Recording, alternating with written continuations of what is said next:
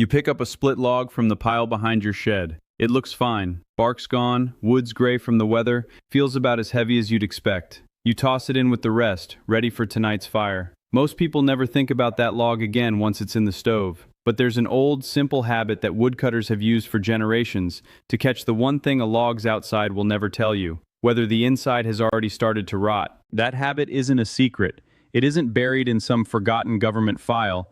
It's just something a lot of modern households never learned because most of us stopped cutting our own wood and started buying it by the cord from someone we've never met, who never looked at it either.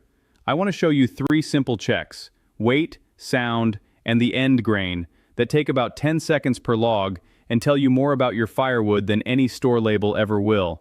And I'm going to tell you where I first learned to actually pay attention to this, on a cold afternoon outside an old order farm in Holmes County, Ohio. I've been visiting Amish and old order Mennonite communities in Pennsylvania and Ohio for a few years by the time I met a man, I'll just call him the old farmer, since he didn't want his name used, who was splitting wood in his yard. I asked him something dumb, the kind of question a city person asks: "How do you know which logs are any good?" He didn't answer right away. He just picked up a split, held it loosely by one end, and tapped the other end with the flat of his axe. It rang, clean, almost like a knock on a door. Then he picked up another, tapped it the same way, and it thudded, dull, flat, no ring at all. He split that second one open right there. The center was soft and dark, crumbling under his thumb, while the outside had looked exactly like the good piece next to it. He told me his father taught him that, and his father before him.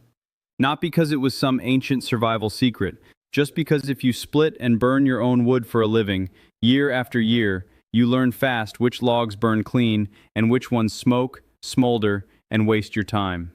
That's really the whole story behind why old order and off-grid households tend to be careful about this, in a way a lot of modern buyers aren't. When wood heat is your only heat, you pay close attention to your wood. It's not mystical, it's just earned experience, passed down instead of forgotten. Here's the actual science behind why it matters. Wood rot is caused by fungi that break down the wood fiber from the inside, often starting at the heartwood, the center of the log, long before any sign shows up on the surface. That's why a log can look perfectly seasoned and dry on the outside, while the inside is already spongy and half-eaten. When you burn wood like that, it doesn't combust the same way healthy, dense wood does. It tends to smolder more, produce more smoke, and put out less heat for the same size log, which means more smoke sitting in your flue, more creosote buildup, and a less efficient, less predictable fire. None of this requires a conspiracy to explain. It's just physics. Solid, dense fiber burns differently than fiber that's already partly decomposed. So here are the checks, in the order I'd actually use them. The first is weight. This is the fastest one, and it takes no tools at all. A dry, healthy split of a given size and species will weigh roughly what you'd expect for its size. Dense hardwoods like oak and hickory feel noticeably heavier in your hand than softer woods like pine or poplar of the same dimensions.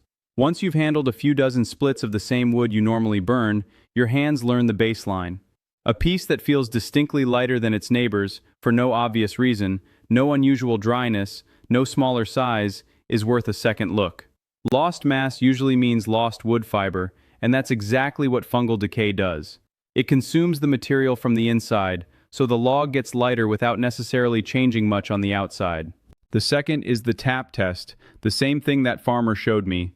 Hold a split loosely at one end so it can vibrate, don't grip it tight against your body, and tap the far end sharply with a hammer, an axe head, or another split. Healthy, solid wood rings. It has resonance, almost a musical quality, because the sound wave travels cleanly through dense, intact fiber. Decayed wood sounds different, duller, flatter, more like knocking on a cardboard box than a baseball bat.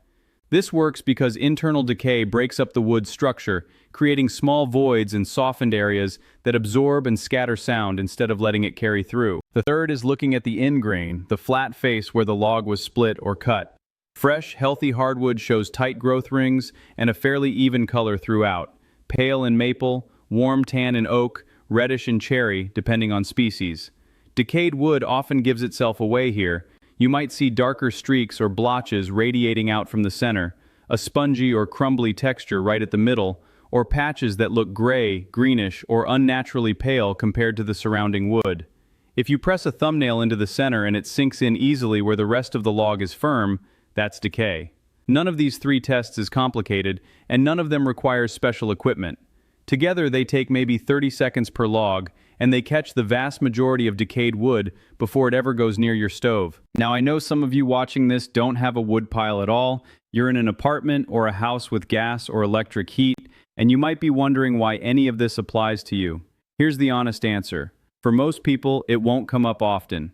But if you ever burn wood in a fire pit, at a cabin, camping, or if you're helping an older relative who still heats with wood, knowing what to look for takes 10 seconds and could save you a smoky, wasted fire, or worse, a chimney fire down the line from creosote buildup. It's a small, transferable skill, not a lifestyle requirement. I promised I'd tell you about the history that got me interested in this in the first place, and it's a real story, not a folktale dressed up to sound old. It happened at a settlement called Northkill in Berks County, Pennsylvania, the first organized Amish settlement in America, founded around 1740. On the night of September 19th to 20th, 1757, during the French and Indian War, a group of Lenape and Shawnee warriors, allied with the French, attacked the farm of an Amish settler named Jacob Hochstetler. His family had firearms in the house for hunting, but Jacob refused to let his sons use them against the attackers, a decision rooted in the Amish belief in non-resistance, refusing to meet violence with violence, even to save their own lives. As the house burned, the family tried to escape through a cellar window. Jacob's wife and two of his children were killed in the attack. Jacob himself and his two surviving sons, Joseph and Christian, were taken captive. Jacob escaped captivity after about 8 months. His sons were held much longer, years, and were only released after a peace agreement ended the fighting in the region. When Christian finally made it back to Northkill, the story goes that his own family didn't recognize him at first. Years living among the Lenape had changed how he spoke and carried himself. Both sons went on to remain part of Amish and Mennonite communities for the rest of their lives, even as they kept close ties to the native families they'd lived with. Today, an enormous number of people with Amish and Mennonite heritage in North America trace their ancestry back to Jacob Hochstetler and his sons. It's one of the most retold stories in Amish history, precisely because of what it says about the community's core convictions, even during unimaginable loss. I bring this up not because it has anything directly to do with firewood, but because it's the real reason I got curious about these communities in the first place. How a people who deliberately chose to live simply, and who suffered so much to hold on to that choice, ended up preserving so many practical skills that the rest of us let slip away. Careful firewood habits are a small, unglamorous example of that same pattern. Nothing mystical, just the ordinary discipline of people whose daily lives depend on doing an ordinary task well. If you want to actually put this to use, here's what I'd suggest. This weekend, go out to your woodpile, or your neighbors, or a relative's if you don't have one, and pick up 5 or 6 random splits. Weigh them in your hand against each other, tap each one and listen for the ring. Look at the end grain in good light. You'll probably find that almost everything passes clean. But if you find even one piece that feels too light, sounds dull, or shows dark streaks at the center, set it aside and burn it outside in an open fire, in daylight, with good ventilation, not in a closed stove overnight. It's such a small habit, but it's a good example of something bigger. A lot of useful, ordinary knowledge doesn't disappear because someone hides it. It disappears because fewer and fewer of us do the task ourselves, hand to hand, generation to generation. Buying a bundle of wood at the gas station isn't wrong. It's just a different relationship with the material than the one people had when their family's warmth for the whole winter depended on getting it right. So tell me in the comments, when you go check your own wood pile this weekend, did you find any pieces that failed the tap test? What's the coldest winter your family's ever heated through with wood alone? If you're the kind of person who likes learning the real, practical version of an old skill instead of a dressed-up internet legend, that's exactly what this channel is for. Stick around. Next time, I want to walk through how old order communities in Lancaster County actually manage a root cellar through a real Pennsylvania winter, no electricity involved, and what modern root cellar advice online usually gets wrong.